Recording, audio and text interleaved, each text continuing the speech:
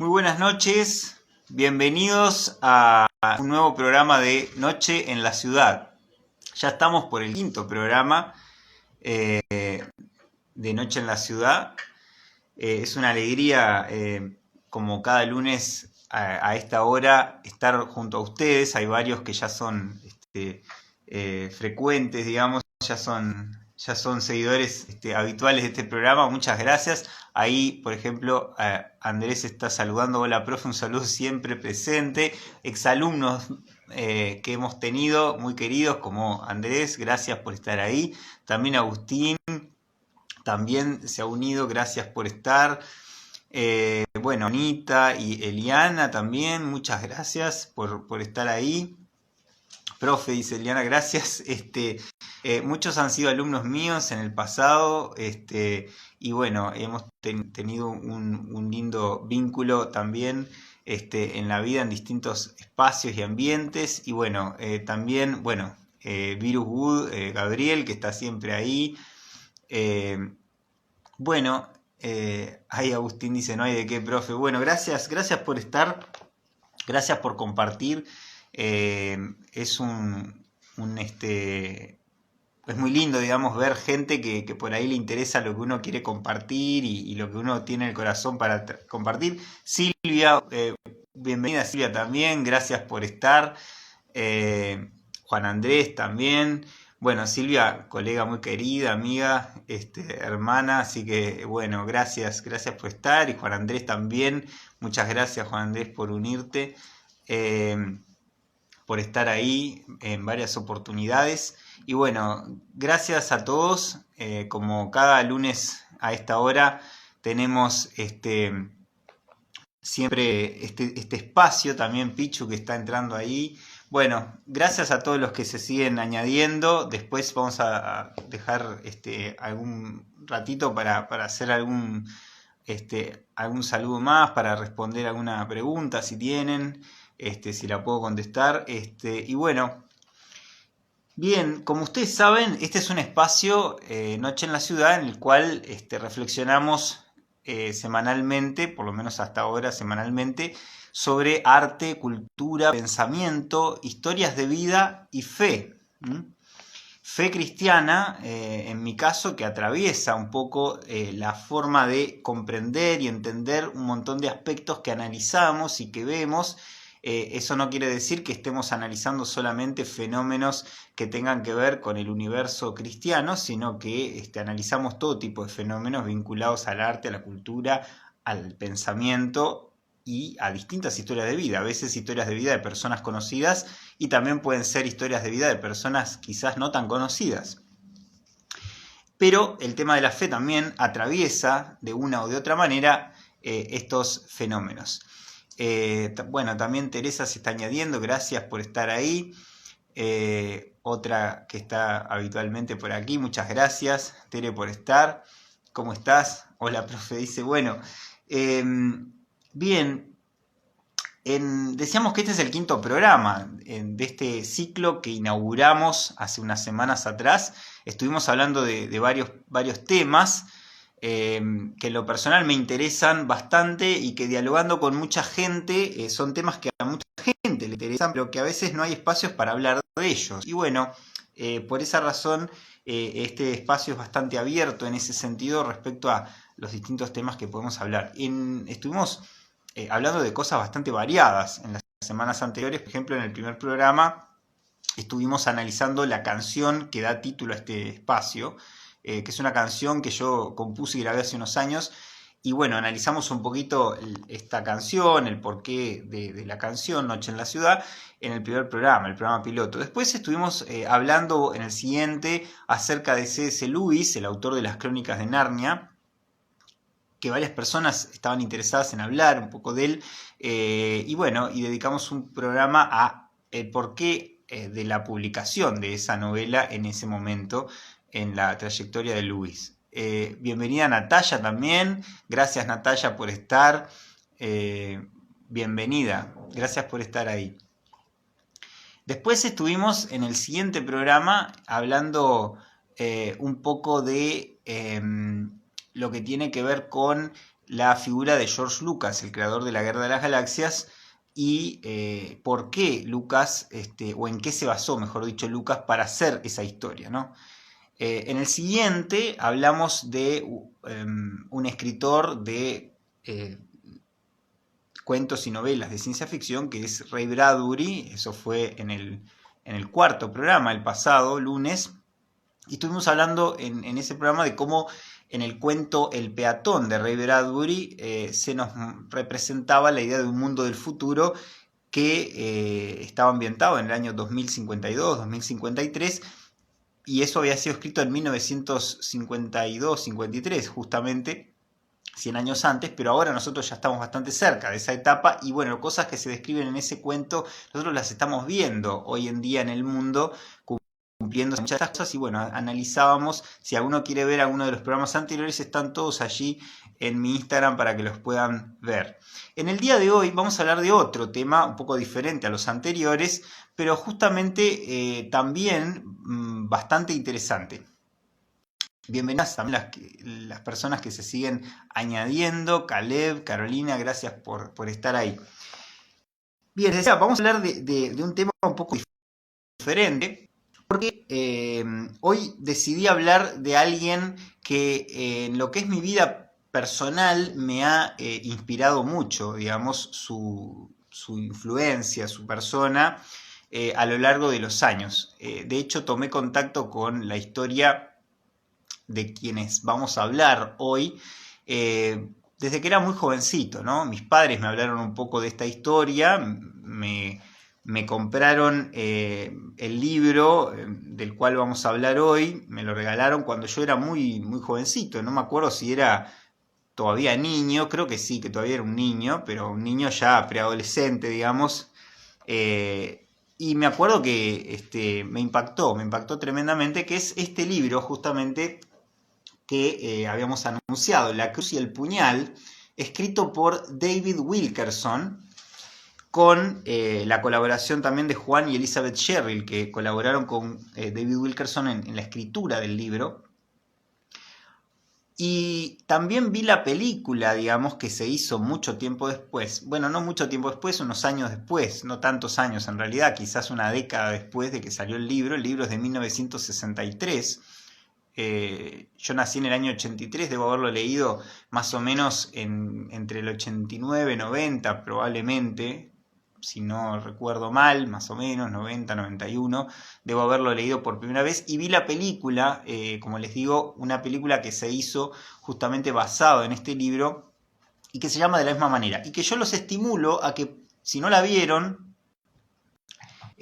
puedan, por un lado, leer el libro La Cruz y el Puñal de David Wilkerson, y por otro lado ver la película también, que si bien tiene algunas cosas que en la adaptación, digamos, están un poquito dramatizadas, algunas cosas que tiene, digamos, pequeñas modificaciones respecto a lo que es el libro, en general mantiene el espíritu del libro bastante fielmente.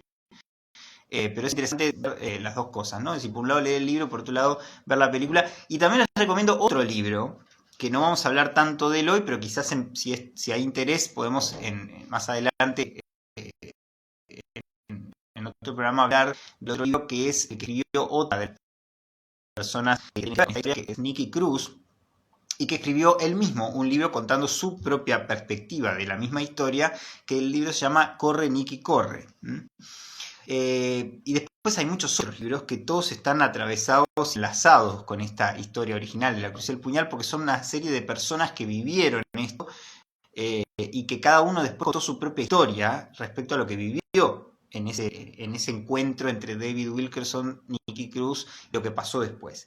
Pero vamos a tratar de entender y explicar quién era David Wilkerson, quién fue, o quién es, mejor dicho, Nicky Cruz, y justamente por qué esta historia llamada La Cruz y el Puñal tiene tanta importancia, y por qué les decía que en mi vida personal marcó una influencia bastante grande.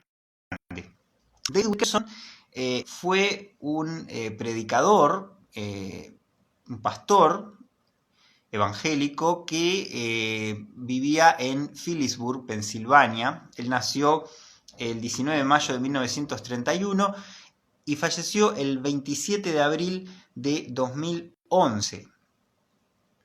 Me acuerdo la semana que falleció, de hecho, en el 2011, justo en esos días en el que él estaba partiendo, digamos, a la presencia de Dios, me acuerdo que en mi iglesia estábamos proyectando justamente la película de la Cruz del Puñal. No era la primera vez que lo hacíamos, lo hicimos en muchas oportunidades, pero justo esa semana pasamos en lo que es la entrada del templo de la iglesia, lo proyectamos hacia la calle, un poco para que toda la gente pudiera ver esta historia, y después compartíamos un mensaje a partir de la película, y me acuerdo que en esa semana justamente David Wilkerson partió a la presencia de Dios. Pero esta historia de la Cruz y el Puñal justamente ocurre cuando David Wilkerson más o menos tenía unos 20 y algo de años, ¿no? Estamos hablando de la década del 50 más o menos. Yo les decía que él se formó, él venía de una familia cristiana de varias generaciones. Él incluso en la Cruz y el Puñal cuenta, y tenía desde sus abuelos incluso, y creo que hasta bisabuelos, venía de una familia protestante que había llegado a Estados Unidos casi que en los tiempos de los, ¿verdad? Ya desde la época, digamos, anterior a la fundación de Estados Unidos, creo que él ya tenía parientes que venían de familia cristiana.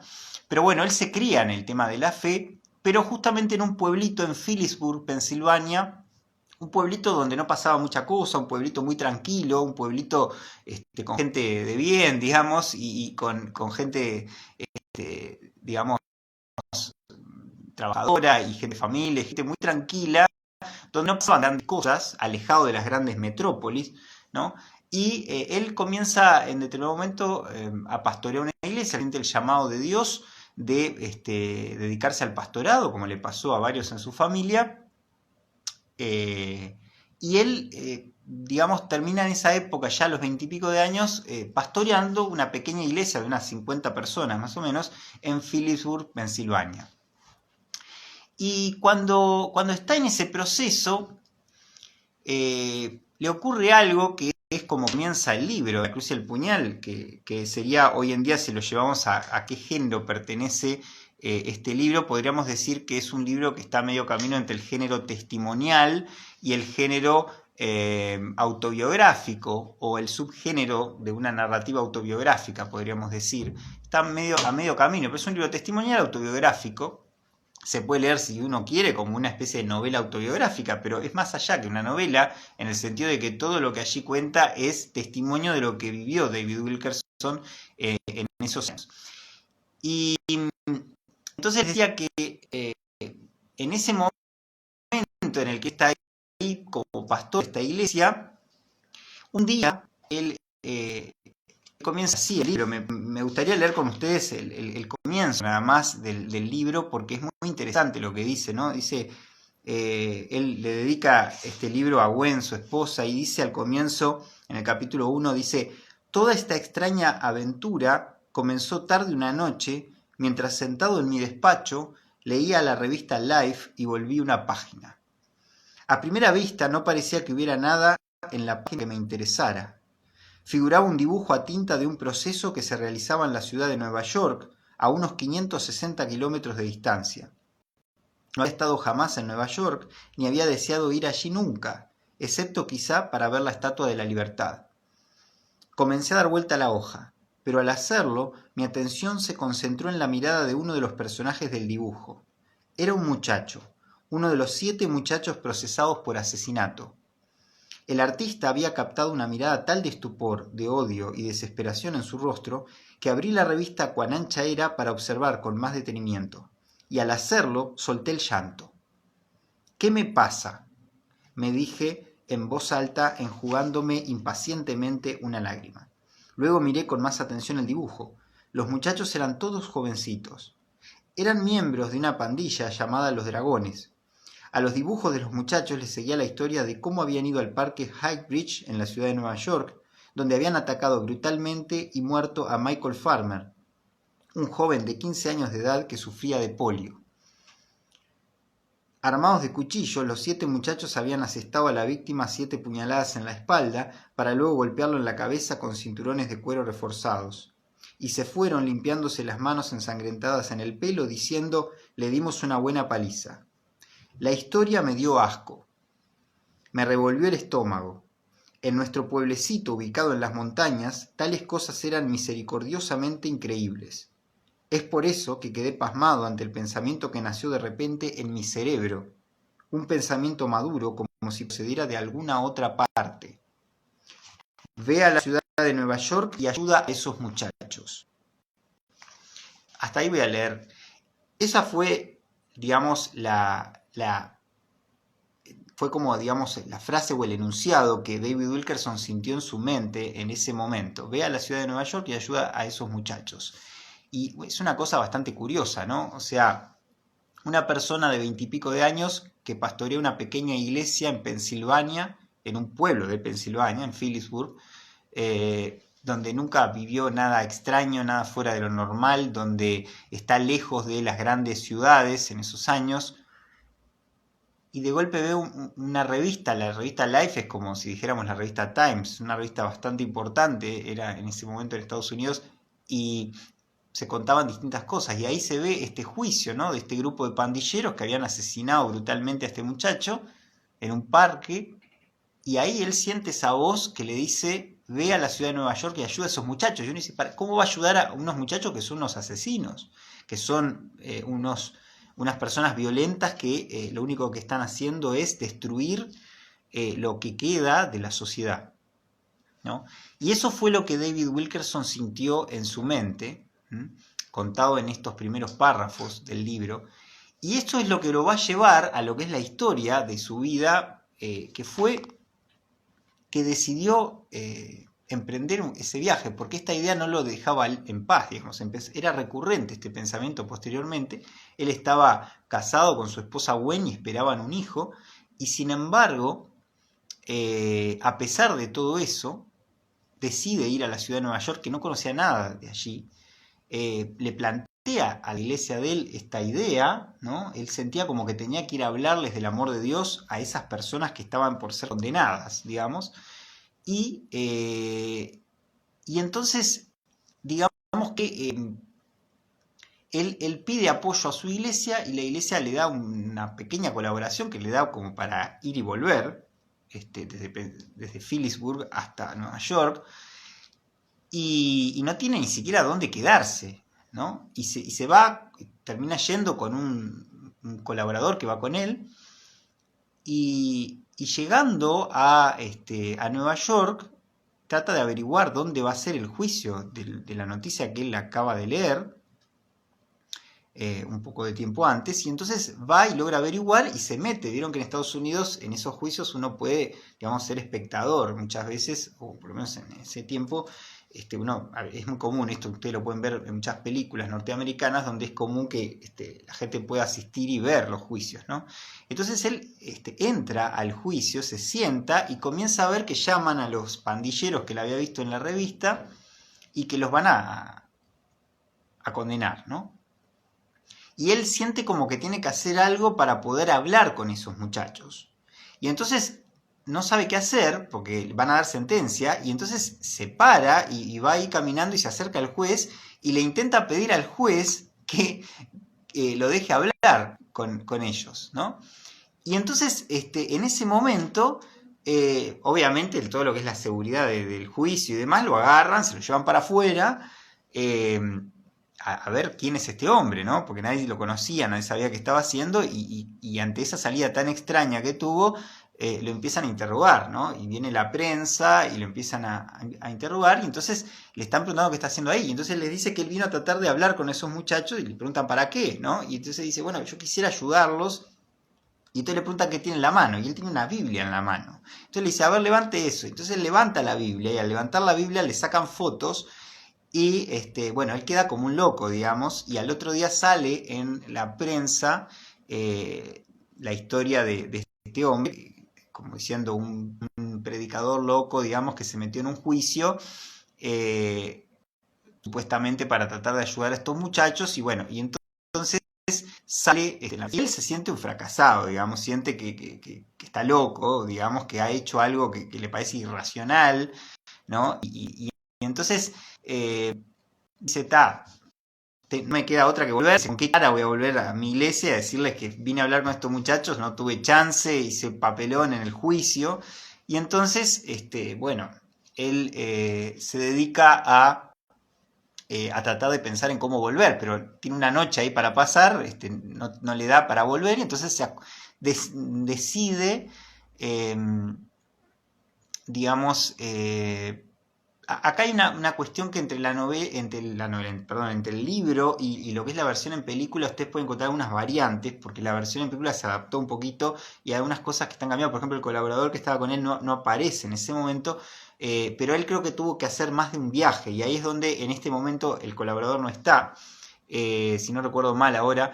Y entonces lo que ocurre es que él, digamos, se queda como a dormir, digamos, en el carro, en el coche, digamos, pues no tiene dónde quedarse. Y entonces al otro día, cuando se despierta, siente un ruido y le están robando todo el auto, ¿no? En plena Nueva York, en una época en la que, en esa época, en Nueva York, había muchísimas pandillas. Después, décadas después, esto cambió porque se barrió con todo lo que era esa situación, pero en ese momento pasaba algo muy parecido a lo que nos pasa en nuestras ciudades latinoamericanas hoy, en el siglo XXI, ¿verdad? Donde la marginalidad, la violencia, el narcotráfico y todo lo demás es muy digamos, como ustedes ven, es hoy en día muy predominante. Bueno, en ese momento en Nueva York y en ese tipo de ciudades, esto era muy importante también en aquel momento, es decir, era muy poco segura, las calles eran muy poco seguras, la violencia era muy fuerte, y la droga, las adicciones, que obviamente después siguieron, pero en otro sentido, es decir, fueron cambiando las etapas en lo que fue la vida de Estados Unidos. Pero en Latinoamérica hoy estamos viendo una realidad muy parecida a lo que era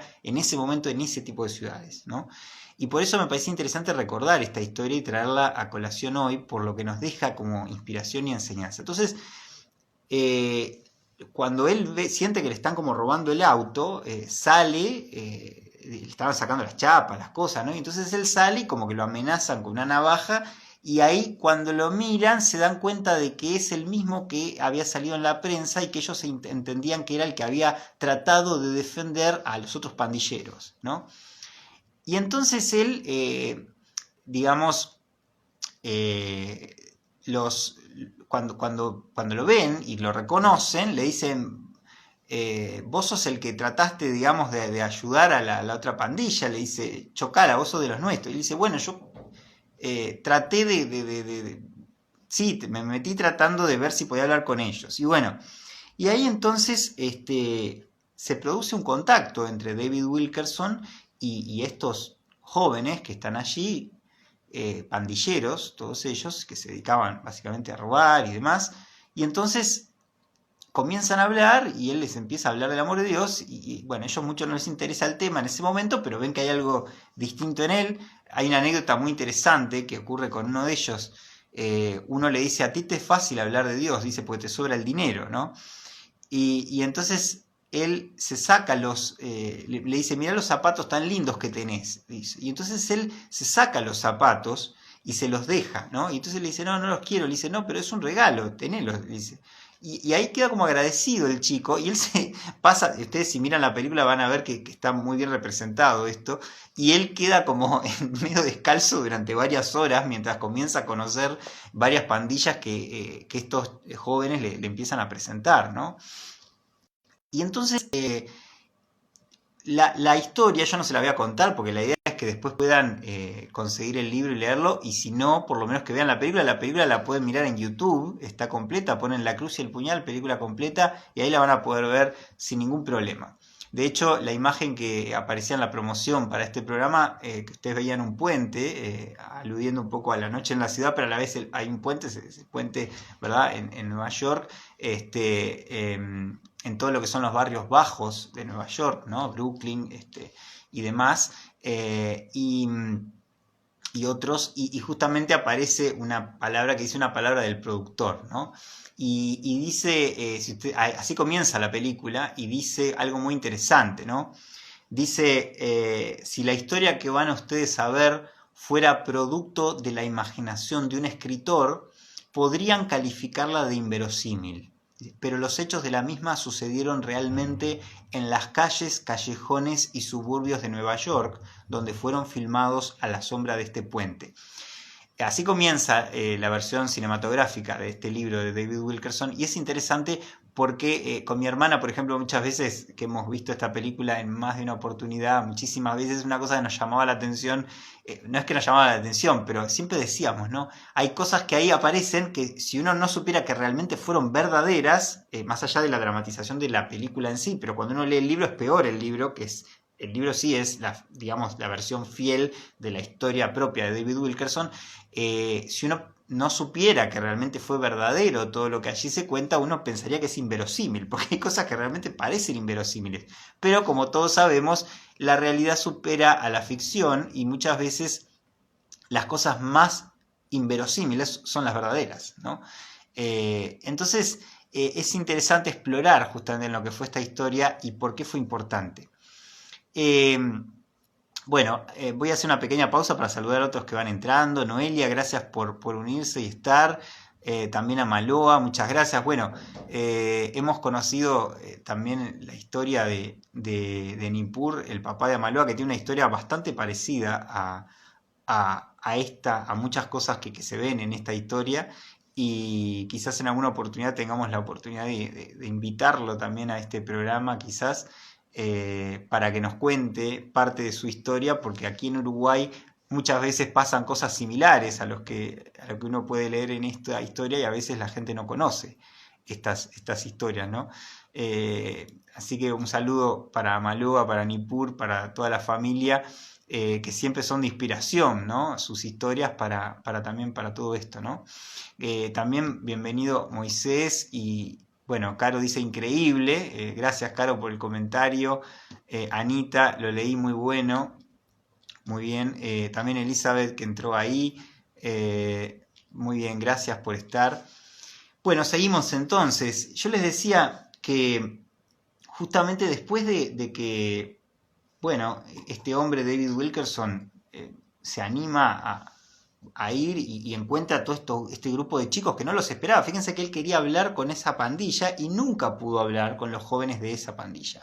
Pero a raíz de lo que le pasó y de que la prensa terminó ampliando su historia, que él no lo esperaba, ni lo quería, ni nada de eso, terminó conociendo un montón de chicos pandilleros de Nueva York que lo empezaron a llevar a conocer a otras pandillas y a meterse en los lugares y en los recovecos donde ellos vivían, donde tenían sus propios guetos y sus propias... digamos, vidas complejas, ¿no? Y ahí justamente va a ser que David Wilkerson va a conocer a uno de los personajes más importantes de este libro y de esta película también, que es Nicky Cruz. Nicky Cruz, ¿quién fue? Bueno, era uno de los pandilleros más tremendos, ¿no? Nicky Cruz era un joven pandillero que era puertorriqueño, no era estadounidense, era puertorriqueño, pero como tanto habían llegado y vivían en Nueva York, alejado de su familia.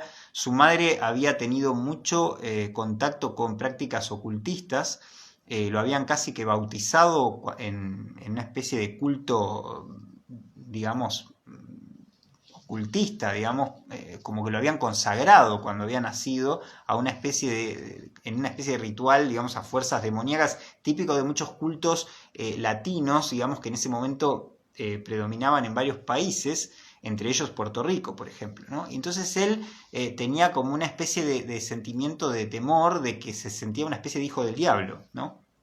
Y este joven se aleja de su familia y todo lo demás, y empieza a dedicarse a vivir en la calle, tiene problemas con la policía y demás, y él, como lo cuenta él después en su libro Corre Nicky Corre, él en determinado momento estaba muy solo siempre, pero conoce a una pandilla que era de las más fuertes de ese momento, que se llamaban los Mau Mau, en Estados Unidos, en Nueva York, los Mau Mau. Entonces él, digamos, toma contacto con esta pandilla. Eso, como les digo, ya cuando en la historia de la Cruz y el Puñal, esto ya, digamos, Nicky Cruz ya está metido en la pandilla desde hacía mucho tiempo. Esto es algo que después él cuenta en el otro libro, cómo llegó a ser parte de esa pandilla. Pero él entra a la pandilla un poco, digamos, esas pandillas tenían como casi que ceremoniales de iniciación, digamos, ¿no? De hecho, tenían que prácticamente luchar con 10, 11 jóvenes de la pandilla y demostrar que realmente eran valientes y que eran, que tenían coraje y que eran los más fuertes, los más violentos, casi que como lo que era, no sé, el concepto heroico de los griegos, ¿no? O sea, demostrar que eran los más fuertes. Bueno, así se manejaban los códigos de estas pandillas y entonces él prácticamente que se muestra como el más fuerte en un momento cuando lo intentan ver si él es apto para entrar a la pandilla, él como que tiene un nivel de violencia hacia los otros que terminan como todos medio quedando bastante, digamos, como asombrados del nivel, digamos, de fuerza y de violencia que tiene. Y entonces él entra a la pandilla y a los pocos meses casi que pasa a tener un lugar de liderazgo ahí, ¿no? Eso había sido mucho tiempo antes. Pero pasa un tiempo y ahí es donde justamente este predicador David Wilkerson llega a conocer a varios de estos. Y ahí él empieza a conocer con nombre y apellido a varios de los jóvenes y les empieza a hablar y les viene a hablar del amor de Dios. Y les dice que ellos viven en la violencia, viven en las adicciones, viven en el robo, muchos han sido víctimas de suicidio, han asesinado a otros, hay violencia, en todo sentido, no tienen ningún tipo de piedad ni de compasión hacia la gente, y viven en la calle, viven totalmente contra el sistema, y él les viene a hablar de que hay una vida diferente, y de que en realidad si ellos entienden que Dios los ama y que quiere sacarlos de esa situación, ellos pueden cambiar sus vidas. Y uno de los que él empieza a hablar muy fuertemente es a Nicky Cruz. Sin embargo, Nicky Cruz, este joven pandillero, le agarra un odio hacia él cuando lo ve varias veces y es como que David Wilkerson le habla, lo busca todo el tiempo, lo va a buscar a donde vive y le habla y le dice Dios te ama, Jesús te ama, Jesús quiere cambiar tu vida, etc. Y él piensa que está loco, digamos, y entonces lo quiere matar y en un momento lo amenaza y le dice si me seguís hablando de eso, yo te voy a matar, ¿no? Y entonces David Wilkerson le dice algo que es una frase bastante famosa, le dice, si vos querés matarme, lo voy a parafrasear, pero más o menos le dice así, le dice, si vos querés matarme, podés hacerlo. Dice, pero si vos me cortás en 1000 pedazos, igual cada uno de esos pedazos te va a seguir amando y te va a decir que Jesús te ama, ¿no? Y esto como que lo dejaba impactado a Nicky Cruz porque creía que estaba totalmente loco este predicador, ¿no? Y el propio David Wilkerson a veces creía estar loco, digamos, por lo que hacía, pero entendía que Dios lo llamaba a eso, lo había llamado a eso y que tenía que hacer algo. Y entonces, en determinado momento, David Wilkerson, yo no voy a darles detalles de la historia, la idea es que ustedes puedan, como les digo, leer el libro, ver la película, pero sí les voy a comentar algunas cosas que me parecen importantes. David Wilkerson en determinado momento, digamos, cuando él va, no es que va y queda solo haciendo todo eso, él encuentra una iglesia que está ahí en la misma zona en la que él empezó a conocer a estos chicos, una iglesia evangélica que justo habían visto su noticia en la prensa y habían estado orando por él, ¿no? Porque entendieron lo que él había ido a hacer. Y en un momento él ve la iglesia y entra y lo reconocen y lo reciben y lo reciben ahí para que se quede a vivir con ellos un tiempo.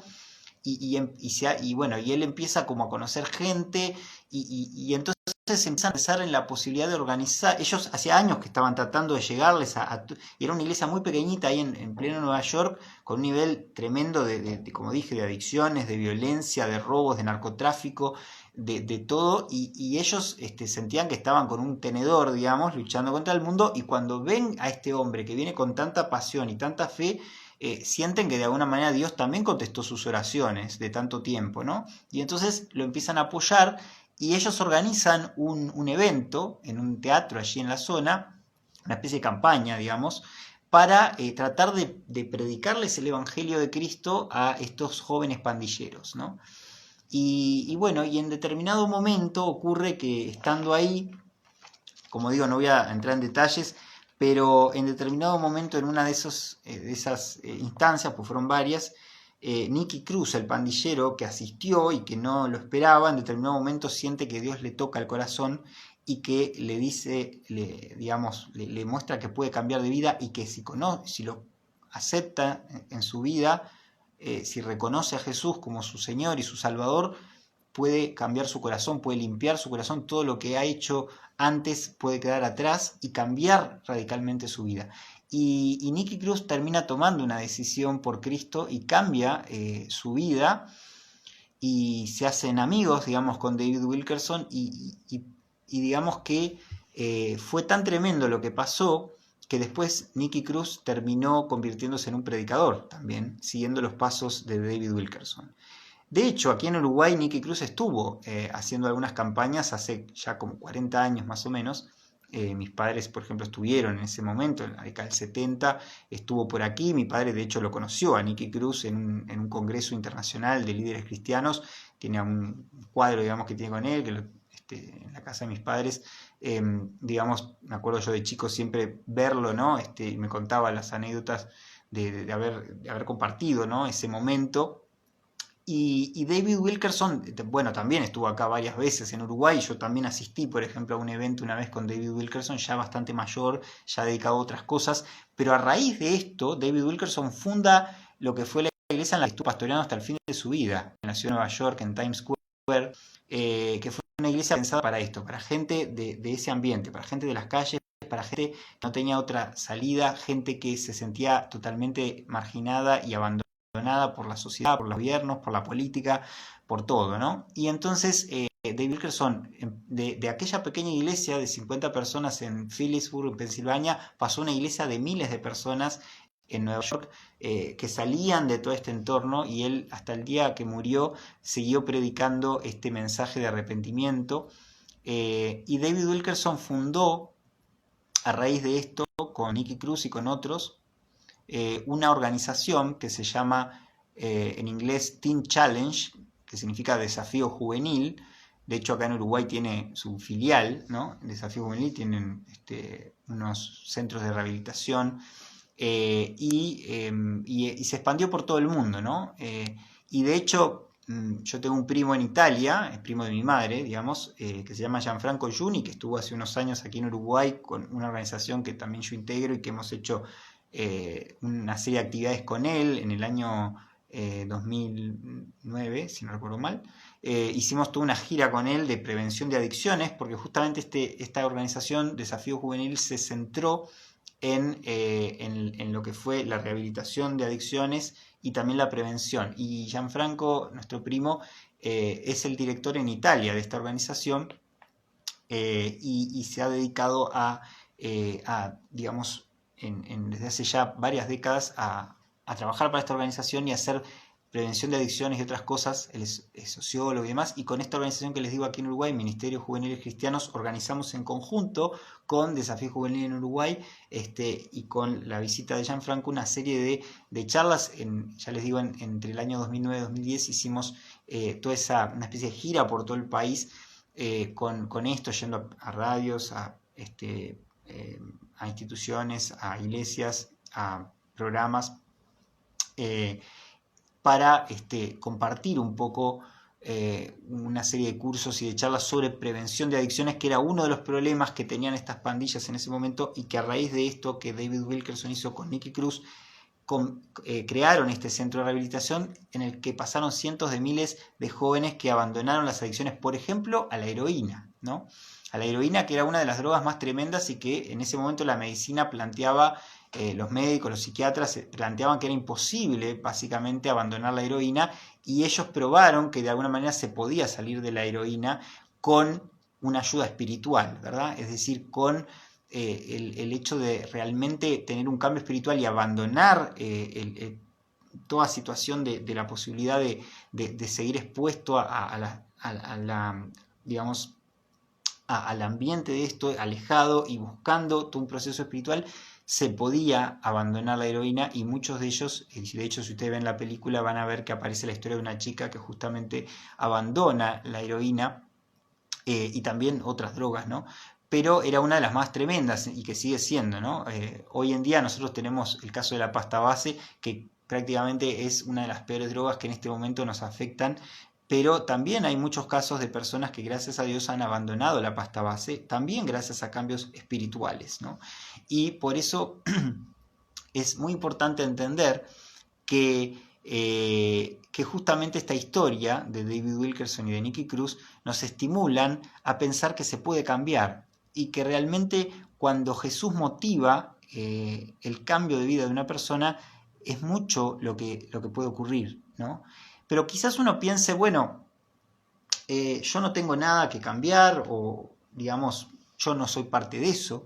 Sin embargo, una cosa que a mí me llama la atención es todos estamos muy preocupados muchas veces porque a nuestro alrededor aumentan la violencia, los crímenes, los homicidios, los robos, el narcotráfico, las adicciones, pero hay toda una realidad, un sistema que alimenta todo eso y hay una vida de cada vez mayor, digamos, indiferencia y de cada vez mayor rechazo a todo eso.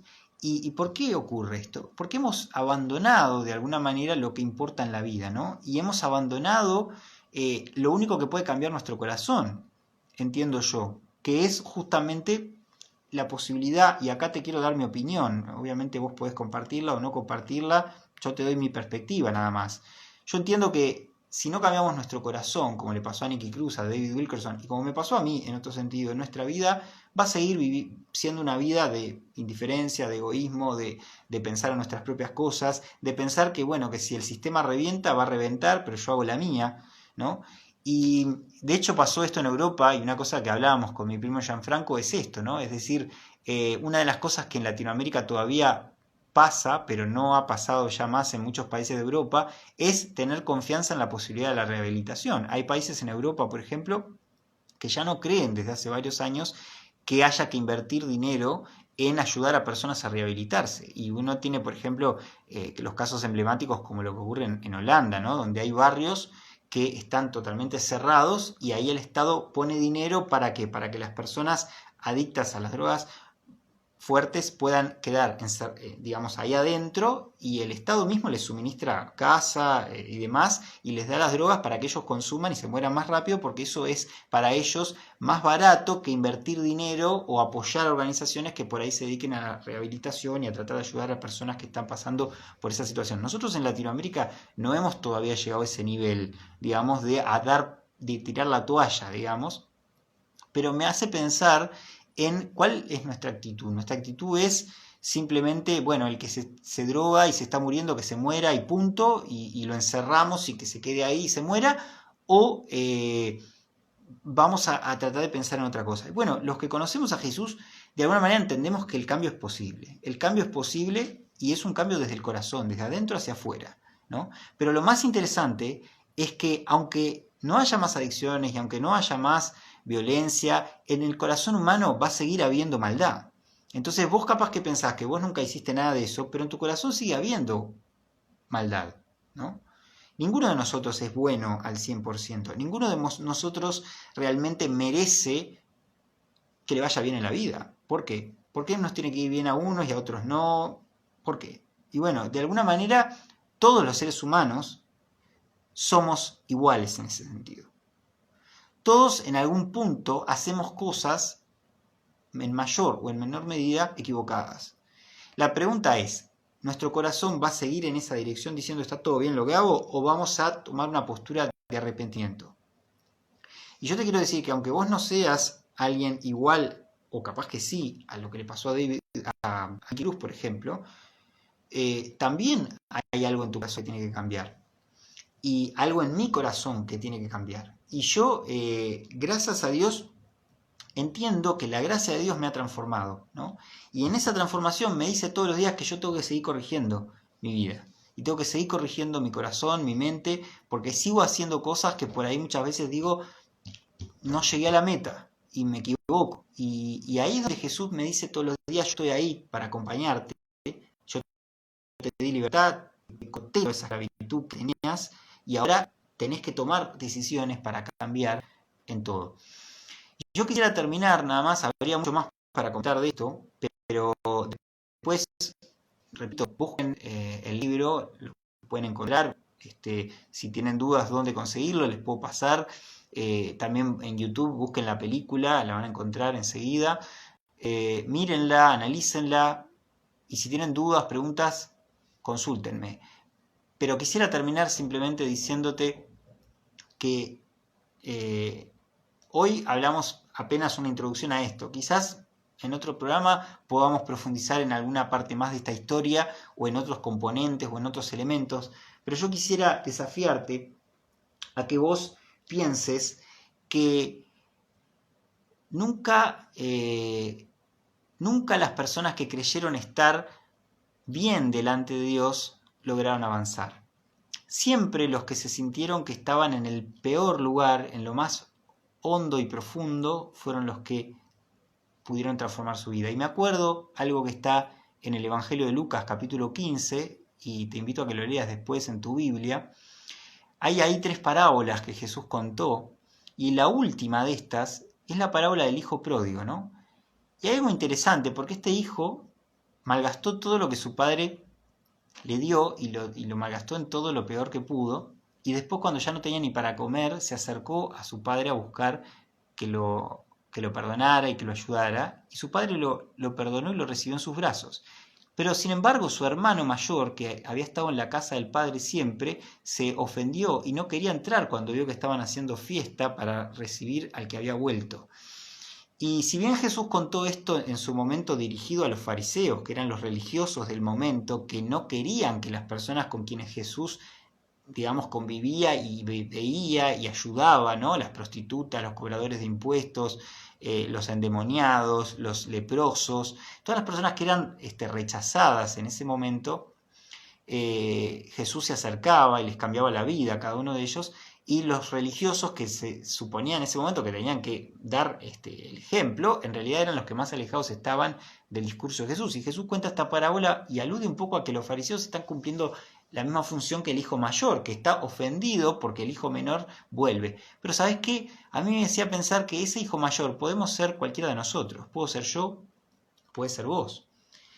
Que nos molestamos porque hay personas que por ahí hoy están en una situación de marginalidad, en el sentido más amplio de la palabra, ¿no? No solo marginalidad en las calles, sino que están totalmente lejos de lo que la gente quiere tener cerca, pero Dios los recoge a ellos también. Y porque te recoge a vos, los recoge a ellos y me recoge a mí, porque todos valemos igual para Dios, valemos muchísimo. No importa lo que hayamos hecho, porque Él te creó con un propósito, te creó a su imagen y semejanza, y hasta que no entiendas que vos sos un ser creado a su imagen y semejanza y que te quiere convertir en su hijo y adoptar como su hijo, entonces tu vida va siempre a ir para el lado que te parezca y nunca vas a encontrar un propósito final y completo. Pero cuando tomes esta decisión y nazcas de nuevo, te va a pasar como me pasa a mí, como le pasó a Nicky Cruz, como le pasó a David Wilkerson, como le pasa a todos aquellos que nacimos de nuevo y conocemos a Jesús como nuestro Señor y Salvador. Va a venir una paz a tu corazón, un gozo, una libertad que jamás vas a experimentar en ningún otro lado. Por eso te animo a que consideres esto, y a que cuando pienses que a tu alrededor hay personas que los ves con ojos de rechazo, con ojos quizás hasta de odio, pienses que el amor es más fuerte que el odio. Y como dice en una parte en la película basada en el libro La cruz y el puñal, dice David Wilkerson: me di cuenta de que la cruz es más poderosa que el puñal. Y por eso el título. El amor de Dios manifestado en la cruz es más poderoso que el puñal, que lo que puede ser el amenazar y tratar de matar al otro, porque hay un poder más grande que supera la muerte, que es el amor de Dios. Así que quiero despedirme por acá y que puedas meditar en esto, y si tenés alguna pregunta, alguna duda, alguna consulta, algún comentario, no dudes en escribirme. Voy a estar ahí para poder responder a tus dudas y acompañarte si tenés alguna inquietud o algo que quieras compartir. Nos despedimos por acá entonces. Nos vemos en el próximo programa de Noche en la Ciudad. Hasta el próximo lunes, si Dios quiere. Que el Señor te bendiga mucho y estamos en contacto. Nos vemos en la próxima. Hasta la Hasta la semana que viene. Chau. Gracias por los comentarios. Hasta la próxima. Chao.